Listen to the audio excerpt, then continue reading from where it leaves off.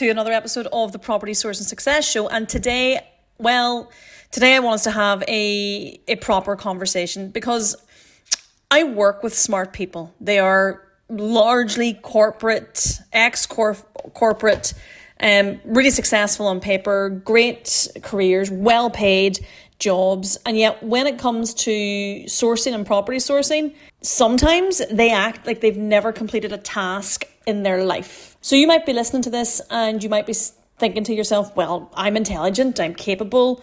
The reality is you're not clueless. So if you're still not taking action, if you know that you want to start, grow, scale a property sourcing business, but maybe it's because you want to replace your salary. Maybe it's because you want to build up capital to start building your own portfolio or grow or scale your own portfolio. Maybe you want to do property sourcing on the side of your 9 to 5 because you want to have, an extra bit of income. Maybe it's for an extra holiday every year. Maybe it's for kids' private school. Maybe it's to help parent. Whatever the reason is, there is a reason for it. But if you are one of those people and you want to be doing property sourcing and you want to reap the rewards of it, if you're not taking action, it's not because you don't know enough. I'm going to be really bold here and say it's likely because you are hiding. And I am saying that with love, but yet I am still saying it. You're stuck. And I'm going to give you a bit of an example of what stuck might look like. You are maybe consuming a load of content, YouTube, podcasts, webinars. You are refining and redefining and refining your strategy time and time again. You're analyzing deal after deal after deal. You're tweaking your numbers. My particular favorite, you're getting all your ducks in a row, which makes me want to kill myself. But the reality is you're not doing the only things that actually create results. You're not having enough conversations. You're not making enough offers. You're not following up enough. And I cannot stress enough the importance of having a really robust follow-up system in place when you are dealing with investors, when you are having conversations, when you are dealing with agents, when you are submitting offers, when you are networking. I cannot stress the importance of following up enough.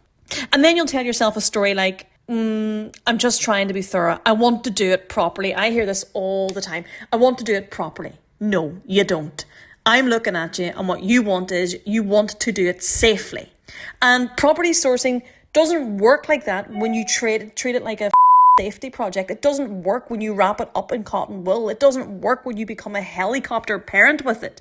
It works when you treat it like a feedback game. And in order to get feedback on it, you have to do something first. Because right now, the chances are you're confusing being smart, which you undoubtedly are. If you're listening to this podcast, I would make the assumption that you are an intelligent person because you want to expand your knowledge. You want to expand your understanding. But here's your first little dose of tough truth from me. Being smart doesn't automatically make you the most effective in business. I don't give a shit if that hurts your ego. I don't care if you were a straight A student. I don't care if you flourished at A levels at university. I don't care if you're a prodigy, because being smart doesn't automatically make you the most effective person in business. Now, if you're coming from a corporate, and to be clear, right, let's not forget, I am ex-corporate through and through. I was a financial analyst for one of the greatest financial institutions in the entire world. I worked at the New York Stock Exchange. And in the corporate world, safety looked like certainty. It looked like always getting the seal of approval. It looked like having a structure. It was doing what you're told and doing it in the right order, the right process, the right framework. On the other hand, running your property sourcing business and getting to grips with property sourcing, you will be rewarded for speed. You will be rewarded for resilience. You will be rewarded for negotiation. You will, and this is a particular one, you will be rewarded for your ability to move forward without being perfect. And I really had to get over myself with that when I started my sourcing business 9 years ago, because I was coming from the corporate background and I was used to systems and structures and frameworks and, process-driven standard operating procedures. It held me back initially. But the irony is that now my corporate skill set actually helps me flourish in my property business. So if you've been waiting to feel ready Trust me when I tell you, as someone who has lived it and wore the t-shirt, that is purely corporate conditioning. And I'm going to say something that might sting a little bit. I would almost say you're not waiting on you to be ready or the ducks to be in a row. I'd say you're probably waiting for some form of a guarantee. You know, a guarantee that you won't look stupid, or a guarantee that you won't waste time, or a guarantee that maybe you won't get rejected, a guarantee that the deal will stack, a guarantee that the investor will say yes. Well, newsflash, sweet cheeks, that guarantee does not exist. So if you keep waiting for it, you will stay exactly where you are. And the real reason that you're not taking action is, well, you're avoiding discomfort. And I want you to stop pretending that this is about knowledge, because most of you listening to this already know what to do. You know that you need to speak to the agents. You know that you need to analyse deals quickly. You know that you need to book in viewings.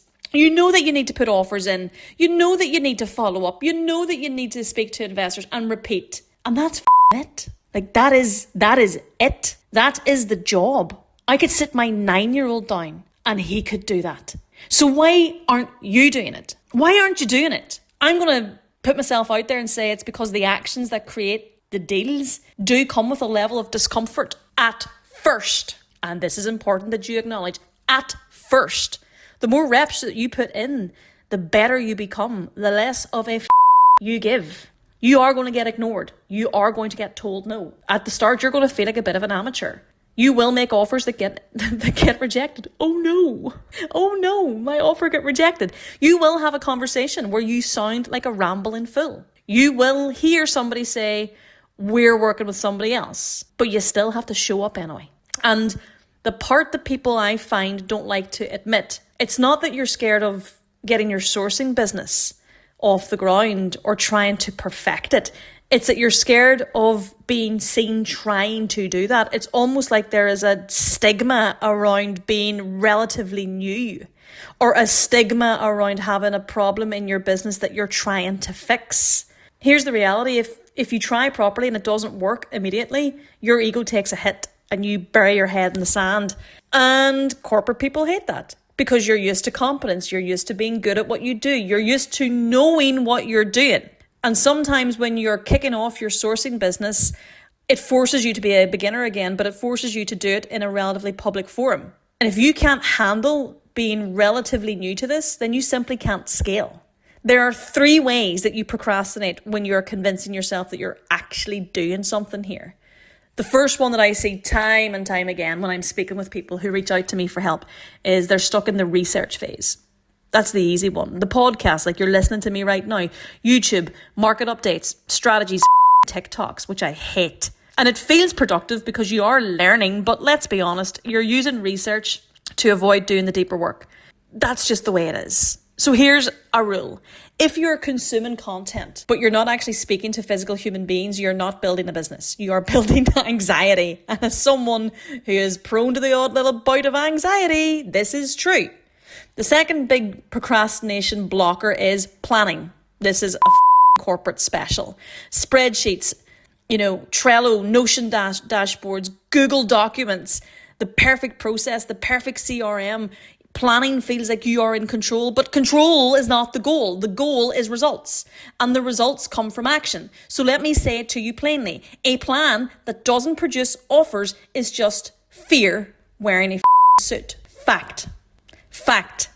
And then there's the busy fool. This one's the sneakiest because it looks like effort, but it's just avoidance with admin. It is, and these are my particular favorites. Oh, I have to get my logo right. I have to get the branding right. I need to get my website up and running. I need to order some business cards. I need to get this deal calculator just right for the 19th time. I need to get a 60-page investor deck when you've got no investors. Side note, I am at the stage that I am at in my business now. We are 9 years in. I've had the pleasure of building a very successful property sourcing business. I've gone on to build a substantial buy-to-let portfolio built entirely off the back of private investor funds. I've dabbled with commercial to residential developments. I've helped hundreds of people over the last 5 years replace their salaries with sourcing, replace their partners' salaries through property sourcing, raise millions in investor finance, scale their own portfolios. I've never had a logo. I have never had a website, and I have never had a business card for my property sourcing business ever. And I'm not saying that these things are pointless, because I'm sure eventually they will come in handy. But if you're doing all the busy work instead of the actual activity that moves the needle, you're not being professional. You're staying in your comfort zone and you're waiting for the ducks to be in a row. Now I want to remove your favorite excuse, because I hear this one all the time. I just need to get set up first. No, you don't.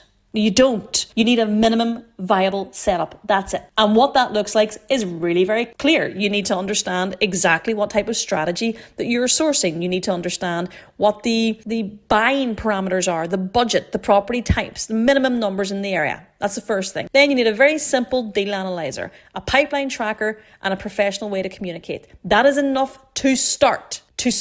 Most of what you think you need is actually you just trying to remove the risk. You cannot remove risk by preparing more. You reduce your risk by putting in the reps, by doing the things that move the needle, the calls, the offers, the negotiations, the viewings, the follow-up, the conversations, the networking, the reaching out, all of that. That's your reps. That's how you become confident. And like I said to the guys inside my 6-figure sourcing mastermind just last week, the confidence comes from the doing, not by thinking about doing it, but by physically doing it. Your standards are not the problem here, but the volume of work and effort that you're putting in is.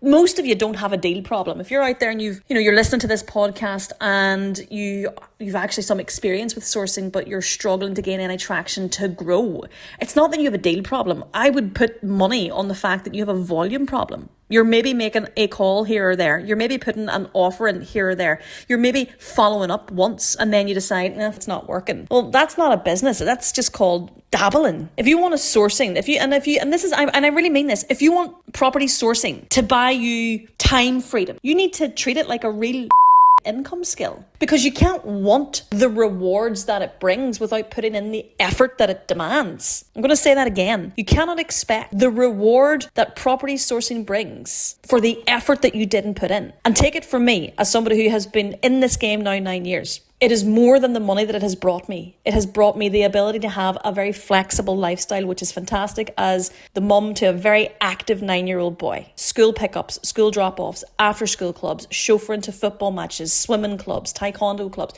you name it. If it's a club, he's in it. I need that flexibility in my life. So you cannot expect to have the rewards that building a successful sourcing business brings from the effort that you didn't put in. And the income skills that you need here require repetition. So if you're doing 1 or 2 agent calls a week and you're analysing deals here and there and you're making offers only when you feel 100% ready and you're avoiding conversations with investors because you're not entirely sure how it should go, then yes, you will stay stuck. And it's not because you're unlucky, because you're not playing the numbers game.